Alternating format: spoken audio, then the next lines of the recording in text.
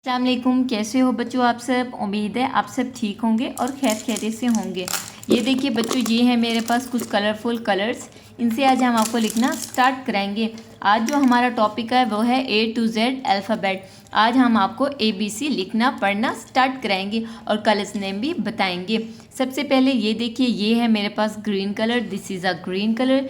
इसे हम लिखेंगे A for apple, B for ball, C for cat, D for dog, E for elephant, E for elephant। उसके बाद ये देखिए, ये है मेरे पास purple colour. This is a purple colour. इसे हम लिखेंगे F for fish, G for gate, H for hen, I for iron। ठीक है।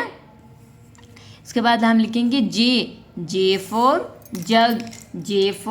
जग। उसके बाद ये देखिए, ये है मेरे पास brown colour. This is a brown colour, J. उसके बाद हम लिखेंगे K. This is a K for kite, L for lion, M for monkey, N for nose,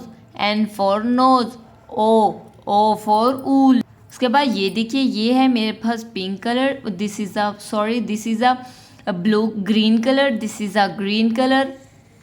आगे हम लिखेंगे P for parrot, Q for queen, R for rabbit, S for star, T for television. ये देखिए बच्चों, ये है मेरे पास black colour. This is a black colour.